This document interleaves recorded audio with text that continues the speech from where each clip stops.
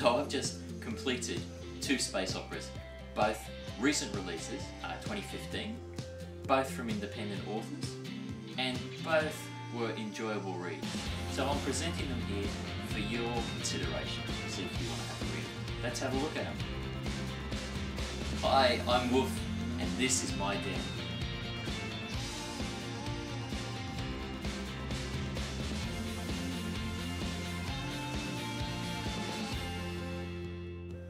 Okay, so first up is Silver Ships by S.H. Jucha. I think that's how you spell it, you pronounce it. It's the first in an upcoming series, which sounds pretty good. It's a light-hearted and enjoyable read. The storyline's pretty simple, but the way the author wrote, it kept me wanting to keep reading, which is always a good thing. So the basic storyline is this. Earth's dying sends out several different colony ships to various spots in the universe. They're all equipped with what's needed to create civilization, create a independent and advanced civilization. And they go off. They're seeded. Hundreds of years passed as each colony grows and progresses. None of them see each other. Finally, there's first contact with an hostile alien race. One of the ships just manages to survive and turns tail and flees. It's heavily damaged, and the surviving crew go into suspended animation and they shoot off. As they're going through their flight path, they come across the edge of the solar system of the second colony in our story. They're rescued, and basically the rest of the story is the first contact between these two civilizations, getting to know each other, working together in overcoming the hostile alien species and getting the survivors back. So the first is they want to get the survivors back, and then the second to their own colony, and the second is to create weapons to fight the hostile invaders, of course. I'd consider this story a fairly light sci-fi story, considering if you compared it to Peter F. Hamilton's Politics, or the dark factions that exist in Alistair Reynolds' universes. It's light, melodramatic sci-fi. It's a good romp.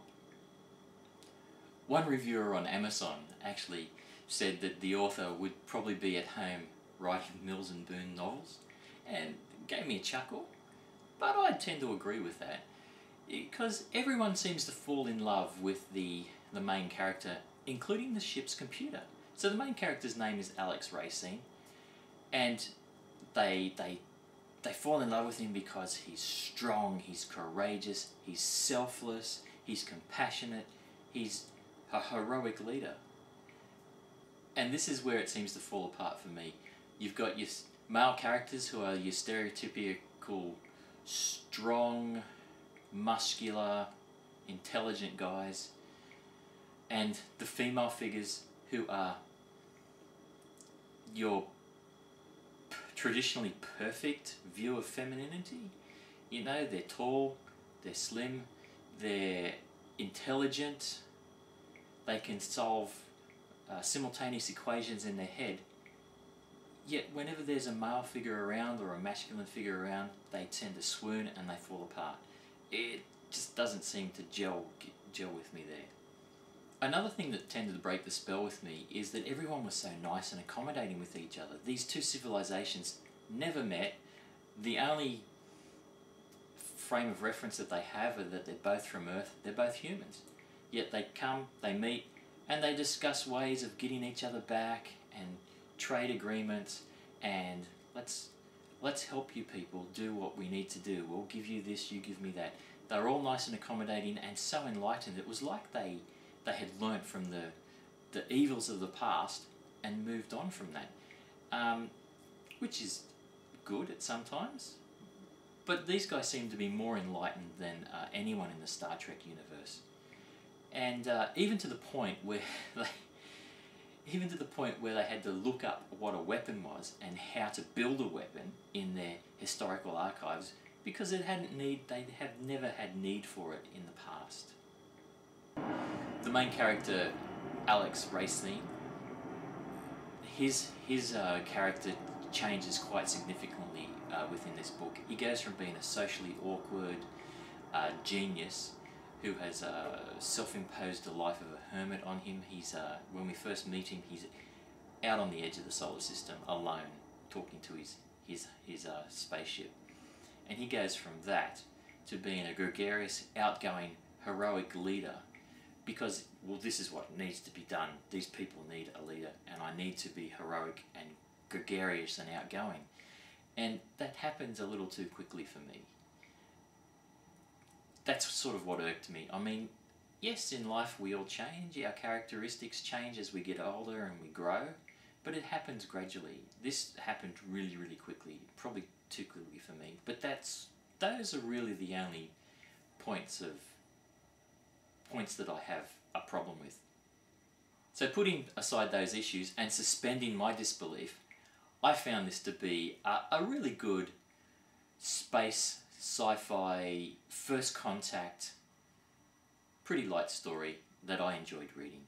Look, I'd give it a 3.5 out of 5 stars.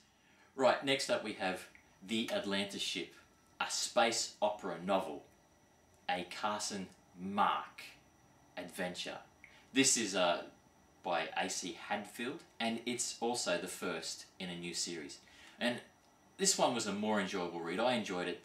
The world building was good, the universe was grittier and a bit more realistic than Silver Ships.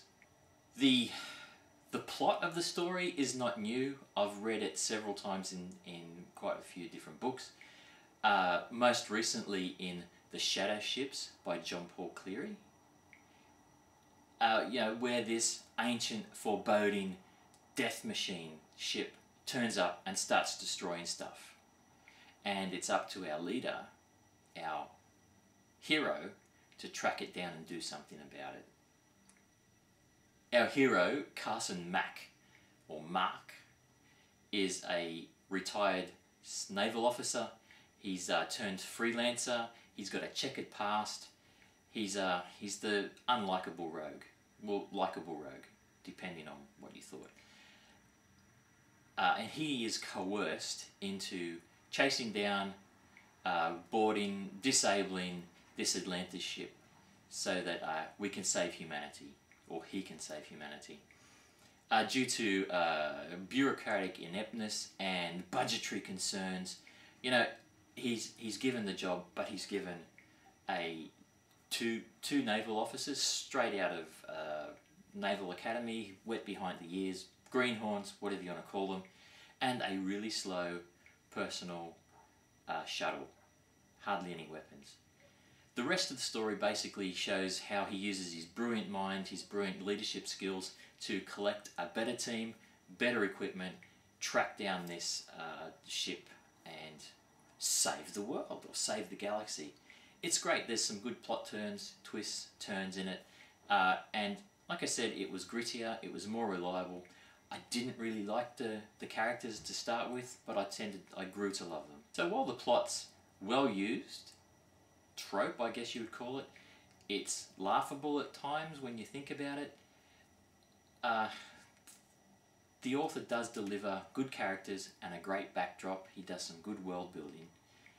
And all up in the end, I was disappointed when the story was all wrapped up. I'm sort of glad that there's another one coming out. And I think really that's what we're looking for when we're reading books, isn't it? When we're reading a story, we want something that we enjoy and something that we're a little bit disappointed when it ends. Well, at least I think so. Look, all up, I'm giving it 4 out of 5 stars.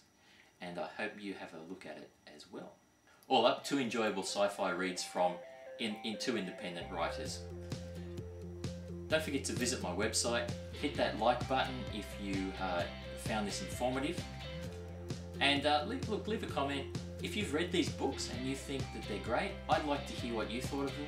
If you didn't like them, I'd still like to hear what you thought of them. If you've got some recommendations for me, sci-fi, independent authors, fantasy, space opera, let me know in the comments as well, because I'm always looking for people. So until next time, thanks for visiting this dusty corner.